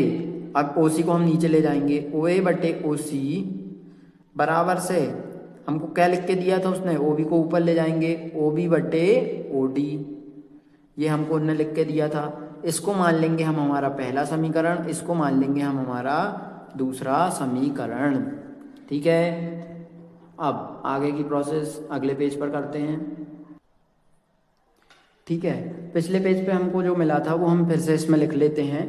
ओ ए अनुपात ओ सी बराबर से बी ई बटे सी, ये हमारा पहला समीकरण बना था। और दूसरा समीकरण हमको क्या मिला था, ओ ए बटे ओ सी बराबर से ओ बी बटे ओ डी, ये हमारा दूसरा समीकरण था। अब देखो उल्टे हाथ तरफ ओ ए बटे ओ सी इस तरफ भी है इस तरफ भी है, तो उल्टे हाथ तरफ वाली चीज़ें जब बराबर होती हैं तो सीधे हाथ तरफ वाली भी चीज़ें बराबर होती हैं। Left hand side equal to right hand side. तो इससे हम क्या लिख देंगे, समीकरण 1 और 2 से हम बोल सकते हैं, 1 और 2 से हम क्या बोल सकते हैं कि हमारा जो ओ बी बटे ओ डी है, ओ बी बटे ओ डी वो काय के बराबर हो जाएगा, बी ई बटे सी ई। ये दोनों चीज़ें भी आपस में क्या हो जाएंगी, बराबर, ठीक है। ये हमने सिद्ध कर दिया। अब हमको देखना पड़ेगा त्रिभुज बी सी डी में, बी सी डी, इसका चित्र हम फिर से बना लेते हैं। इस तरफ ये था हमारा, ये विकर्ण थे दो, ए बी सी डी, और ये ओ बिंदु था, यहाँ से हमने एक रेखा खींची थी ओ ई। अब हमने कौन सा त्रिभुज लिया, त्रिभुज B C D, B C D, इसको हम अलग बना लेते हैं। इस त्रिभुज को हम अलग बना लेते हैं। ये है डी, ये सी, ये है बी, ठीक है। अब यहाँ पे ओ बिंदु था और यहाँ पे ई बिंदु था, ये है हमारा त्रिभुज। अब इसमें अच्छे से देखेंगे। अब हमको क्या मिल गया कि ओ बी और ओ डी और बी ई और सी ई आपस में क्या हो गए, ये हमने बराबर सिद्ध कर दिए ना। ओ बी बटे ओ डी बराबर से बी ई बटे सी ई, ये हमने पहले ही सिद्ध कर चुके बराबर। तो मूल समानुपाती प्रमेय का जो विलोम होती है, मूल समानुपाती का विलोम जो प्रमेय होती है वो बोलती है कि जब भी कोई चीज़ समानुपात में बराबर होगी तो वो ये रेखा, ये जो OE रेखा है वो इसके क्या हो जाएगी, समांतर हो जाएगी। तो ये दोनों हमने लिखे थे, तो यहाँ से हम क्या लिख देंगे कि OE जो रेखा है हमारी वो हो जाएगी समांतर हो जाएगी CD के। कौन सी प्रमेय से, मूल समानुपाती का विलोम प्रमेय से ये क्या हो जाएंगे, समांतर। ठीक है, तो ये समांतर हो जाएगी। अब पहली जो हमारी पहले हमको क्या मिला था कि जो OE है, जो OE रेखा है वो AB के समांतर आई थी हमको, पहले हमने जब उसका निर्माण किया था। और अब क्या हुई, जो OE रेखा है वो काय के समांतर आ गई, CD के। मतलब ये जो OE रेखा है वो AB के भी समांतर है और CD के भी समांतर है। तो हमने एक और प्रमेय पढ़ी है, तो हम इससे क्या बोल सकते हैं, OE रेखा इसके भी समांतर है, इसके भी समांतर है। जब एक रेखा दोनों रेखाओं से आपस में समांतर है तो ये रेखाएं भी आपस में क्या हो जाती हैं, समांतर। AB हो जाएगी समांतर CD के। तो हम यहाँ से क्या बोल देंगे, ABCD क्या हो गया, एक, हमको यही सिद्ध करना था ना, समांतर। ABCD एक समलंब चतुर्भुज हो गया, ABCD एक समलंब चतुर्भुज हो गया, क्योंकि इसकी जो विपरीत में जो भुजाएं दी थी हमको, विपरीत भुजाएं, वो आपस में क्या हो गई, विपरीत भुजाएं AB और CD एक दूसरे के समांतर हैं, इसलिए ये क्या हो गया हमारा, समलंब चतुर्भुज। ठीक है, ये हो गया। अब आ जाइए क्वेश्चन नंबर 20 पे। क्वेश्चन नंबर 20 देखते हैं हम। दवा का एक कैप्सूल एक बेलन के आकार का है जिसके दोनों सिरों पर एक एक अर्धगोला लगा हुआ है। देखिए आकृति में आपको दिख रहा है, पूरा कैप्सूल की लंबाई 14 mm है और उसका व्यास 5 mm है। इसका पृष्ठीय क्षेत्रफल ज्ञात कीजिए। हमको इसका पृष्ठीय क्षेत्रफल ज्ञात करना है। तो देखिए हमको एक कैप्सूल दिया है, इसका एक कैप्सूल हमको बना के दिया है, कैप्सूल हमको बना के दिया है। इसके दोनों सिरों पर क्या लगे हैं, अर्धगोले लगे हैं और इसकी कुल लंबाई हमको दे दी है, कुल लंबाई हमको दे दी है 14 mm। इसका व्यास हमको कितना दे दिया है, 5 mm। इसका हमको क्या निकालना है, पृष्ठीय क्षेत्रफल। तो जब भी पृष्ठीय क्षेत्रफल बोले तो हम क्या निकालते हैं, उसका कुल पृष्ठीय क्षेत्रफल ज्ञात करना है। कुल पृष्ठीय क्षेत्रफल, कैप्सूल का कुल पृष्ठीय क्षेत्रफल। अब कुल पृष्ठीय क्षेत्रफल कैसे निकालेंगे हम, इसमें एक बेलन लगी हुई है और 2 अर्धगोले लगे हुए हैं, ये 2 अर्धगोले और एक बेलन। तो बेलन का हम लेंगे क्या, वक्र पृष्ठीय क्षेत्रफल, बाहर वाले भाग नहीं लेंगे क्योंकि ये यहाँ से क्या हुआ है, जुड़ा हुआ है। और 2 अर्धगोले के वक्र पृष्ठीय क्षेत्रफल, क्योंकि ये भी यहाँ से जुड़ा हुआ है तो इसका वक्र पृष्ठीय क्षेत्रफल नहीं लेंगे। तो बेलन का वक्र पृष्ठीय क्षेत्रफल प्लस 2 गुणित अर्धगोले का वक्र पृष्ठीय क्षेत्रफल ना, वक्र पृष्ठीय क्षेत्रफल। बेलन का वक्र पृष्ठीय क्षेत्रफल क्या हो जाएगा, 2πrh। ठीक है, और अर्धगोले का वक्र पृष्ठीय क्षेत्रफल होता है 2πr², 2πrh। यहाँ पे 2 का 2 में गुणा करेंगे, यहाँ जाएगा 4πr²। अब इसमें कॉमन क्या क्या जाएगा, इसमें 2 कॉमन आ जाएगा, एक पाई कॉमन आ जाएगा और एक r कॉमन आ जाएगा, 2πr कॉमन आ जाएगा। यहाँ बचेगा h और यहाँ क्या बचेगा, 4π था तो यहाँ बचेगा 2 और एक बचेगा r। ठीक है, अब बेलन की जो ऊंचाई है, बेलन की ऊंचाई तो यहाँ से लेके यहाँ तक है, बस हमको पूरी लंबाई यहाँ पे 14 mm थी, यहाँ से लेके यहाँ तक की लंबाई कहलाती है त्रिज्या और यहाँ से यहाँ तक की लंबाई भी क्या कहलाती है, त्रिज्या। तो ऊंचाई निकालने के लिए हम क्या करेंगे, कुल लंबाई जो 14 है उसमें से हम क्या घटा देंगे, 5 mm इसका व्यास दिया था तो 2.5 ये और 2.5 ये, व्यास दिया था 5, तो उसका आधा होता है त्रिज्या, तो 2.5 और 2.5 हो गए मिलके कितने 5, इसमें से घटा देंगे तो ऊंचाई हमको मिल जाएगी, वो आ जाएगी हमारी 9 mm। और त्रिज्या तो आपको पता ही है 5 का आधा कितना 2.5 mm। अब इसमें हम रख देंगे 2 गुणित पाई की जगह क्या रखना है 22/7, आर का मान 2.5, ठीक है, और एच का मान क्या रखना है 9 प्लस 2 गुणित 2.5, या फिर 2.5 की जगह हम क्या लिख सकते हैं 5/2 ही रहने दो इसको, क्योंकि ये 2 से 2 कैंसिल हो जाएगा, 5/2 ही लिख देंगे, 2.5 नहीं करेंगे इसको, ठीक है, इसको 5/2 ही रख रहे हैं हम ताकि कैलकुलेशन आसान हो जाए। 2 से 2 कैंसिल हो जाएगा, ठीक है।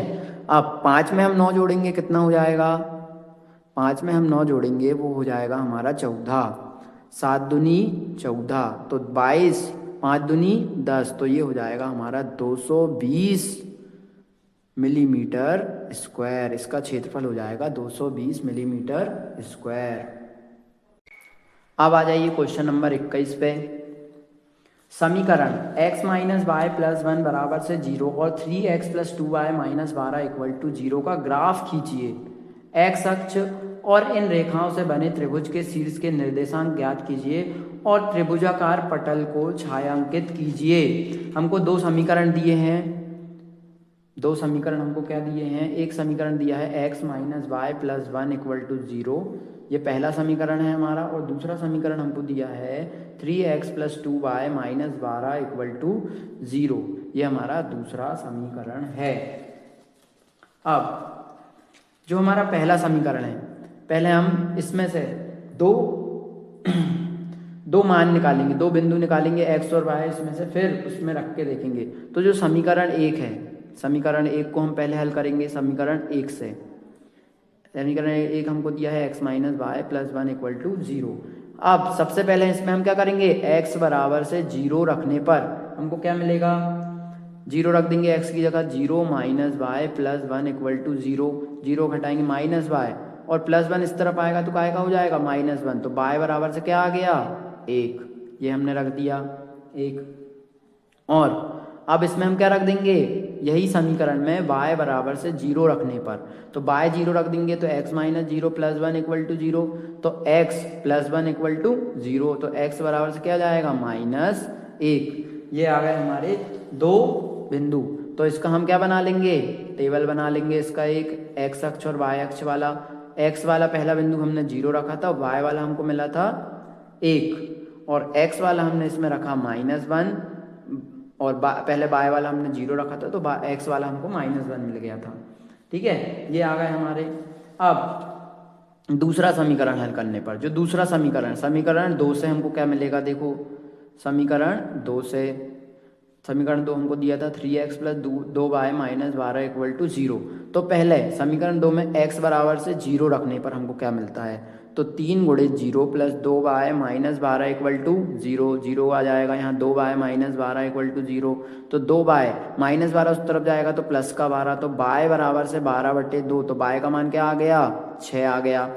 ऐसे ही इसमें आप क्या रख देंगे, y बराबर से 0 रखने पर, तो 3x प्लस 2 गुणित 0 minus 12 equal to 0, 3x plus 2 का 0 में गुणा करेंगे तो 0 हो जाएगा, -12 इक्वल टू 0, तो 3x minus 12 equal to 0, 3x बराबर से -12 उस तरफ जाएगा तो प्लस का 12, तो x बराबर से 12/3 ये जाएगा, x बराबर से 4। इसका भी हम क्या बना लेंगे, एक टेबल बना लेंगे x अक्ष और y अक्ष वाला। x अक्ष पे क्या है 0, तो y पे कितना आ जाएगा 6, और x अक्ष पे अगर हम 4 रख ये आ जाएगा तो y अक्ष पे 0। ये आ गए हमारे दो समीकरण। अब इसको हम कैसे हल करेंगे, देखो इसका एक ग्राफ बनाना है, क्या बनाना है, ग्राफ खींचना है।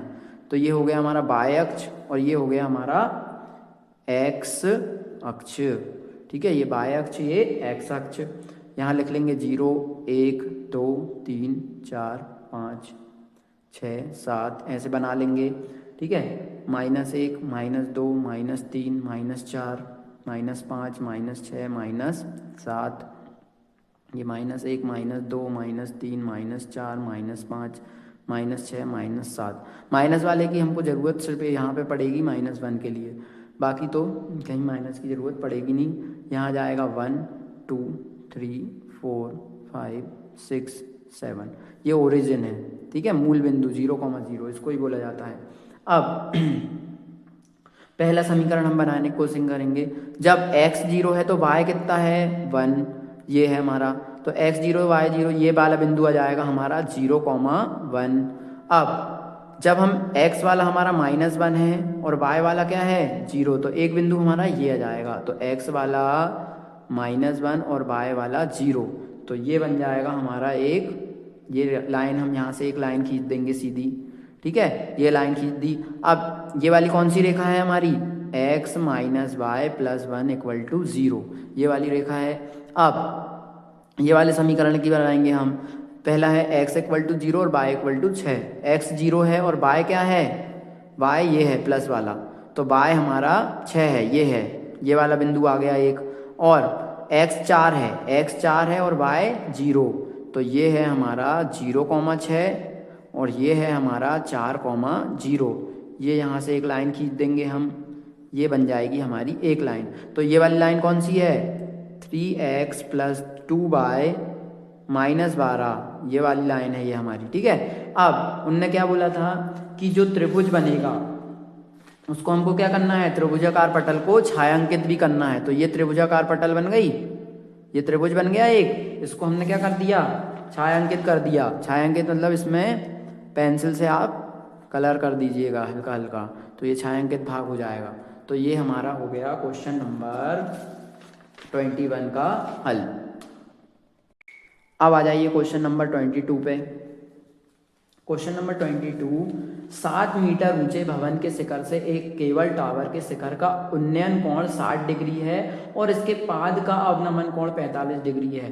टावर की ऊंचाई ज्ञात कीजिए। इस क्वेश्चन में सबसे महत्वपूर्ण है डायग्राम बनाना। अगर जिसने डायग्राम बना लिया उसका ये क्वेश्चन आसानी से सॉल्व कर लेगा, जिसके बेसिक कॉन्सेप्ट क्लियर हैं। तो इसका डायग्राम हम बनाएंगे। देखिए 7 मीटर ऊंचे भवन, एक भवन बनाया हमने, 7 मीटर ऊंचा एक भवन है, ठीक है, से एक केबल टावर के शिखर का उन्नयन कोण, एक केबल टावर बना लिया हमने यहाँ पे, ये बना लिया, ठीक है। अब इसका उन्नयन कोण, इसके शीर्ष से इसका उन्नयन कोण हमको दिया है कितना, यहाँ से ये दिया है हमको 60 डिग्री, ठीक है। इसके बाद और इसके पाद का, जो केबल टावर है इसके पाद का अवनमन कोण, इसके पाद का क्या अवनमन कोण हमको कितना दिया है 45 डिग्री, ये हमको 45 डिग्री दिया है। तो हमको क्या ज्ञात करना है, टावर की कुल ऊंचाई हमको ज्ञात करना है। तो पहले चित्र देखिए, ये 7 है तो यहाँ से लेकर ये भी क्या हो जाएगी 7, और ये लंबाई हमको ज्ञात करना है, ये हमको नहीं पता। तो टावर की ऊंचाई निकालने के लिए पहले x निकालेंगे और x में फिर 7 जोड़ के कुल लंबाई हम बता देंगे।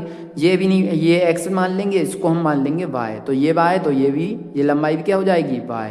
तो पहले अब हम लगाते हैं। अब हमने इससे पहले भी बताया था कि जब भी z बनता है तो ये 45, तो ये वाला कोण भी क्या हो जाएगा 45 डिग्री, ये 45 डिग्री हो जाएगा जब भी z बनता है, ठीक है। तो सबसे पहले हम क्या लगाएं, tan 45 डिग्री, tan 45 डिग्री बराबर से क्या हो जाएगा, tan का फॉर्मूला पंडित बद्री प्रसाद हर हर भोले, P/B। tan 45 का मान होता है 1, P क्या है इसके लिए 7 और बेस क्या है बाय, तो बाय बराबर से क्या हो जाएगा, बाय ऊपर चला जाएगा, बाय बराबर से आ जाएगा 7, तो ये 7, तो ये भी क्या हो जाएगी 7, ठीक है। अब हम इसमें लगाएंगे tan 60, क्या लगाएंगे tan 60, वो होता है P/B। 60 के लिए P क्या हो जाएगा x, B क्या हो जाएगा y, मतलब वो हो जाएगा 7, y का मान 7 आ गया था। tan 60 का मान होता है हमारा करनी 3, तो ये 7 करनी 3 हो जाएगा, 7 करनी 3 बराबर से x, तो x का मान पता चल गया। कुल ऊंचाई हम कैसे निकालेंगे, टावर की कुल ऊंचाई, x में क्या जोड़ देंगे 7, x का मान क्या आया 7 करनी 3 + 7, इन दोनों में क्या कॉमन आ जाएगा 7, तो ये हो जाएगा करनी 3 + 1, इसका फाइनल आंसर। ये हो गया हमारा क्वेश्चन नंबर 22 का हल। अब आ जाइए क्वेश्चन नंबर 23 पर। क्वेश्चन नंबर 23 में हमको क्या निकालना है, माध्य निकालना है। तो माध्य निकालना है, ये हमको क्वेश्चन दिया है, आप क्वेश्चन देख लीजिएगा। माध्य, अब हमको वर्ग, ये क्लास इंटरवल, इसको इंग्लिश में बोला जाता है क्लास इंटरवल और हिंदी में बोला जाता है वर्ग। ये हमको दिया था 100 से 150, 150 से 200, ये दिया था 200 से 250 और 250 से 300 और 300 से 350। परिवार की संख्या यहाँ पे हमको क्या लिख के दी थी, परिवार की संख्या, उसी को बोला जाता है एफआई, फ्रिक्वेंसी 4 5 12 2 2, ये हमारा परिवार की संख्या थी, इसको बोला जाता है एफआई फ्रिक्वेंसी। तो इनका योग क्या हो जाएगा सिग्मा एफआई, वो हो जाएगा 5 और 4 9 और 9 में 12 जोड़ेंगे हमारा हो जाएगा 21, 21 में 2 जोड़ेंगे 23 और 24 और 1 25, 25 लोग हो जाएंगे, कुल 25 लोग हैं उनके परिवार में, वो लिख के भी दिया था 25 परिवारों में भोजन। ठीक है, अब हमको यहाँ पे निकालना पड़ेगा एक्स आई। एक्स आई क्या होता है, मध्य बिंदु, इन दोनों वर्ग अंतराल का मध्य बिंदु। तो मध्य बिंदु कैसे निकालते हैं, upper limit plus lower limit, उसको 2 से भाग कर देते हैं, अपर लिमिट में लोअर लिमिट जोड़कर उसमें 2 से, और डायरेक्ट भी निकाल सकते हैं। 100 और 150 के बीच में क्या जाएगा 125, इन दोनों के 150 और 200 के बीच में क्या जाएगा 175, 200 से 250 के बीच में क्या जाएगा 225, 250 से 300 के बीच में क्या जाएगा 275, 300 से 350 के बीच में क्या जाएगा 325। ये हमने निकाल लिया एक्स आई मध्य बिंदु, इसको बोला जाता है मध्य बिंदु। ठीक है, मध्य बिंदु। अब हमको यहाँ पे क्या निकालना पड़ेगा, यहाँ पर हमको निकालना पड़ेगा सिग्मा एफ आई एक्स आई। ठीक है, यहाँ पे एफ आई का एक्स आई से क्या करना पड़ेगा गुणा, तभी तो हम यहाँ पे सिग्मा एफ आई एक्स आई निकालेंगे। हमारा माध्य का फॉर्मूला होता है, माध्य का फॉर्मूला होता है sigma F I x I upon sigma F I. तो इसलिए सिग्मा एफ आई एक्स आई निकालने के लिए पहले एफ आई का एक्स आई में गुणा करना पड़ेगा। 125 का हम जब 4 में गुणा करेंगे वो हो जाएगा 500, 175 का 5 में गुणा करेंगे तो ये हो जाएगा 25, 2 कैरी 5 7 35 और 38 हो जाएगा, 3 कैरी 5 एकम 5 और 885 हो जाएगा। 12 का 225 में गुणा करेंगे तो 225 गुणा 12, 2 पंजे 10, 5 2 दूनी 4, ये हो जाएगा 5 2 2, ये हो जाएगा हमारा 7 2700, कितना हो जाएगा 2700। 275 का हम 2 में गुणा करेंगे, 2 पंजे 10, 2 सत्ते 14 और 1 15, 2 दूनी 4 और 550 और 2 का इसमें जब हम गुणा करेंगे तो ये हो जाएगा 650। अब इन सबको हम जब जोड़ेंगे, जोड़ो इनको, 500 885 2700 550 650, ये जाएगा 5 5 और 5 10 और 8 18, 1 कैरी 8 और 6 हो जाएगा हमारा 14 में 7 जोड़ेंगे 21, 21 में 5 जोड़ेंगे 26 और 26 में 6 जोड़ेंगे 32, कितना हो जाएगा 32, 3 में 2 जोड़ेंगे ये हो जाएगा 5। तो ये हमारा जाएगा, कितना आ जाएगा 5 2 8 5, कितना आ जाएगा 5 2 8 5, 25, कितना बचेगा 2 5 7 35 36 37, ये 875 आएगा। ठीक है, ये 875 आएगा। तो यहाँ पे 7 आ जाएगा, 5 2 7 5, कितना आ जाएगा 5 2 7 5। तो ये सिग्मा एफ आई एक्स आई की वैल्यू हमारी आ गई 5 2 7 5। सिग्मा मतलब होता है सभी का योग, सम, और सिग्मा एफ आई हमको कितना दिया था 25। जब हम इसको 25 से काटेंगे, अभी हमको नहीं पता 25 से जब हम इसको काटेंगे, 25 से कम 25, 25 दूनी 50, कितना बचेगा 2, 2 और 7 27, 25 से कम 25, कितना आ गया 2, 2 और 5 25, तो 25 से कम 25, इसका सही आंसर जो हो जाएगा वो हो जाएगा 211। ठीक है, ये हो जाएगा इसका सही आंसर। हमारे यहाँ पूरे क्वेश्चन हो जाते हैं ख़त्म। तो ये जो तुम्हारा प्री बोर्ड का पूरा पेपर का हल हमने कर लिया है बिल्कुल सही तरीके से, बिल्कुल बेसिक तरीके से, जिससे कि हर एक बच्चे को जिसका थोड़ा बहुत भी मैथ क्लियर होगा, उसने थोड़ा बहुत भी अगर मैथ पढ़ा होगा साल भर, तो उसको ये पूरी वीडियो आसानी से समझ आ जाएगी। तो आप ये वीडियो देखते रहिए और हम ऐसे ही वीडियो आपके लिए लाते रहेंगे। अब मैथ्स का हमने सोचा है कि सैम्पल पेपर ऐसे ही सॉल्व करवाते रहेंगे, जो इम्पोर्टेंट क्वेश्चन होंगे, इम्पोर्टेंट क्वेश्चन की सीरीज़ भी हम लाने की कोशिश करेंगे। Thank you.